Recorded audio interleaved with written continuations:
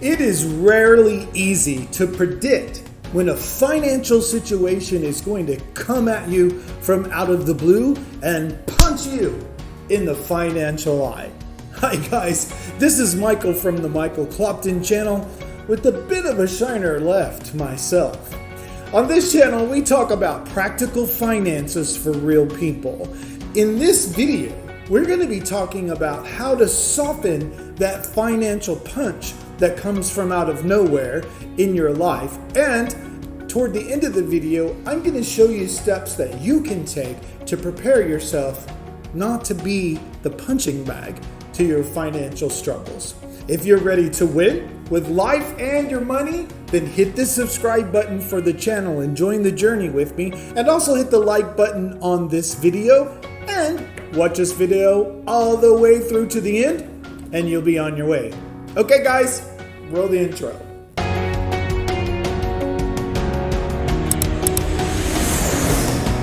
Financial success is like steps going up the stairs. You do one, then you can step onto the next, you can step onto the next, until you get to a new level and you have new steps that will help you move to the next level. So today, if you're starting out or you find yourself being punched in the proverbial eye with your finances from time to time, then today's video is exactly what you need. On this channel, I teach that everyone needs 3 different reserves. The one we're going to be talking about today is the one that's going to soften the blow and keep you from being the punching bag of the situations that happen in life. What is it? It's called an emergency fund. Wait. There's so much more to know about an emergency fund. So stay with me and let's talk about your emergency fund. An emergency fund is a fund that you set aside that is used only in emergency situation. We've had plenty of those in the last year, and I think that you can agree with that too. So an emergency fund is money that you set aside on purpose to use in case of an emergency. It's like an insurance, if you will, that you provide for yourself. Why is it important for you to do this? When you provide your own emergency fund, you set that money aside, you get to decide how much that is. Unfortunately, during this 2020 fiasco, I knew a bunch of people who did not have a reserve called an emergency. So they were left to wait for that unemployment check or the relief check from the government. And many of them waited a really long time and they had no money to take care of any of those situations while they waited for it to appear. The thing about letting the government or the unemployment take care of you is they get to decide just exactly how much you're going to get. And I know plenty of people that once they finally did get their relief checks or their unemployment, it wasn't enough to cover their monthly expenses that they had incurred up to that point or going forward for that matter. How much should you put in your emergency fund? That's a good question because we all are in a little different place. But let me start with this. We recommend that you put your emergency fund in a high yield savings account. Now, right now, with the interest rates and everything down so low, high yield savings accounts aren't really paying that much, but they're paying more than an envelope in your drawer or a baggie under your mattress. So something is actually better than nothing, but it's just money that's set aside. So because the interest is so low and you aren't making a lot of money on it, you should absolutely just put in there what you need. Well, how do I know what I need? A lot of people say different things. 3 months, 6 months, a whole year. It really just depends. And the emergency that we just went through in 2020, I would have recommended that somebody have 3 months minimum in their emergency fund. Now, what does that mean? That means your mortgage payment or rent, your car payment, your car insurance, your food. I like something that I heard John Paul DeJoria say. He said that we needed to have 6 months worth of our income in a reserve, in an emergency fund. That way, no matter what happened, we know for 6 whole months nothing in our life would change at all. And it wouldn't have to. Why is that important? Because it gives you an opportunity to make better decisions. Obviously, I would recommend in an emergency situation time, maybe you cut back on a few ice creams or a few Starbucks. Not that that's going to break a bank, but you don't know when all that other stuff is going to come through for you because it's an emergency. Many times we've talked about emergencies and like, well, what if you lost your job or your car broke down or you had to change a tire? And those are all real life things that can happen in your life. But 2020 showed us there are some punches that can come our way that are way bigger than a flat tire or something broken on your car or maybe just being off work for a week. So an emergency fund becomes a vital part of building your financial future. So an emergency fund is a thing that you need to have. It doesn't matter what anybody else tells you. 3 months,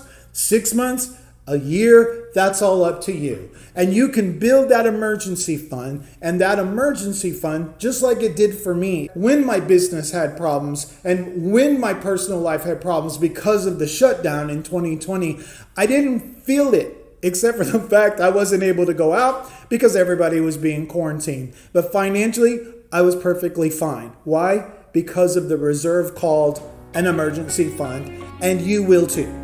I had other people telling me that I shouldn't be putting my emergency fund into a high yield savings account. One, because the interest was so low and that I could make more money if I had just put it in the stock market. And under normal circumstances, that might have been true. But remember, this fund is called an emergency fund.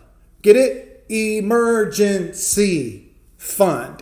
But let's roll back to 2020 just a few minutes and let me show you why that is not always a good thing to do, especially if you're in the beginning of building your finances. In the beginning of February, March, somewhere along in there, then the stock market took a dive. So it was falling like, Chicken Little and the sky is falling. So if I would have put it in the stock market, I would have lost that money that I invested in there because it went rather low. So they tell you to do that, put it in the stock market. When there's an emergency situation, then you can sell that and then you can take that money and use it for the emergency that you have. And maybe that's a good idea once you've built a level of assets and maybe you're on a different staircase of your finances. But let me show you what happened.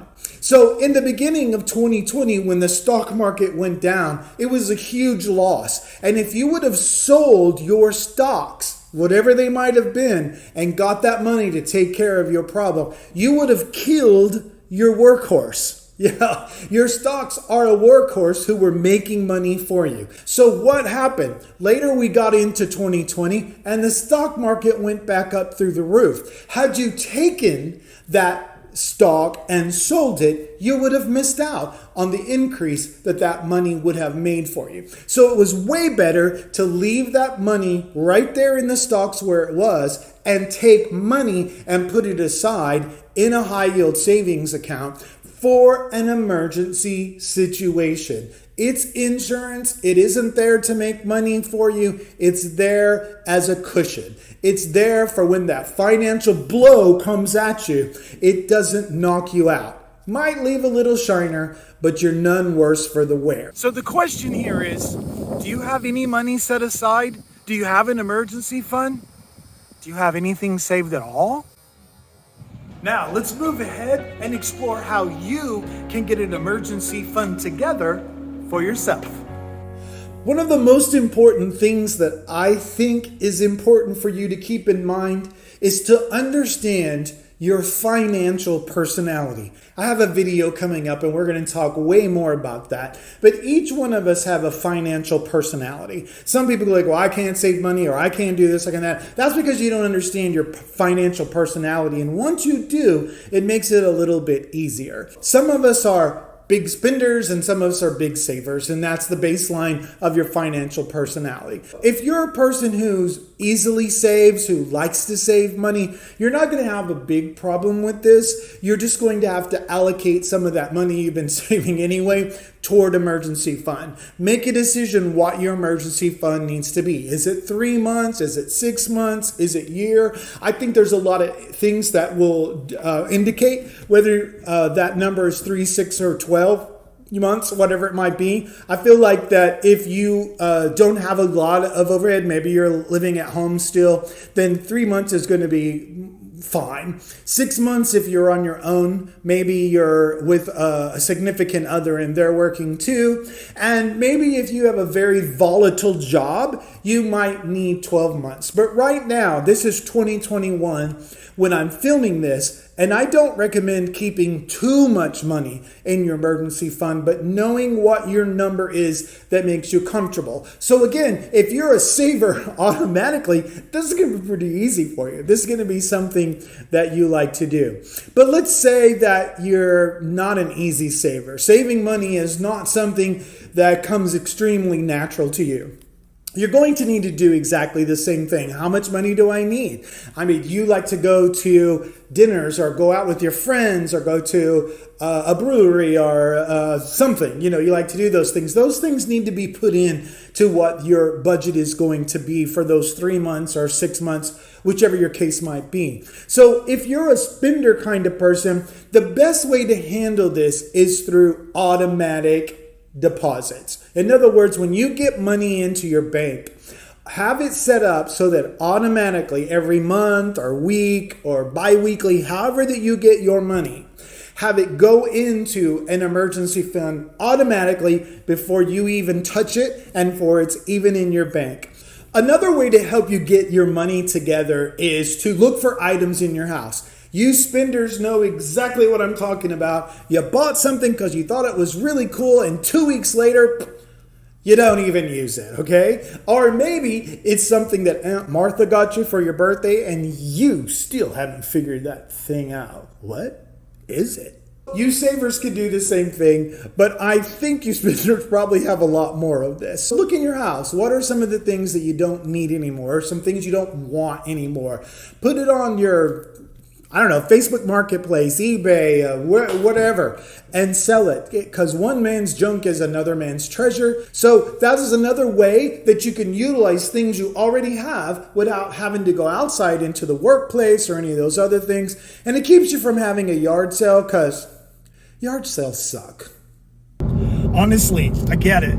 I understand that both savers and spenders are likely still reeling from the aftermath of 2020. So what I'm saying to you is start somewhere.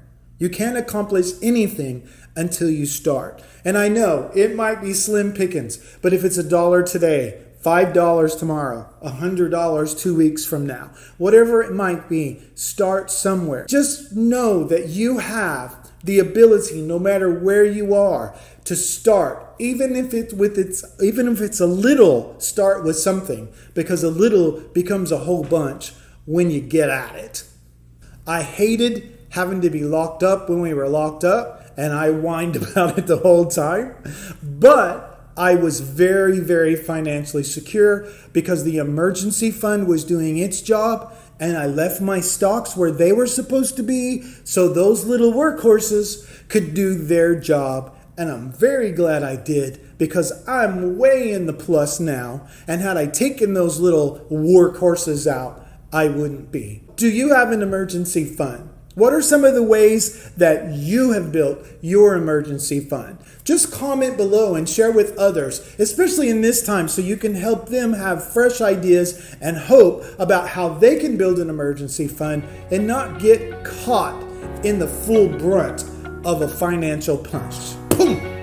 Hey, thank you guys for joining me today on the Michael Clopton channel. I appreciate you spending your time and coming with me on this journey.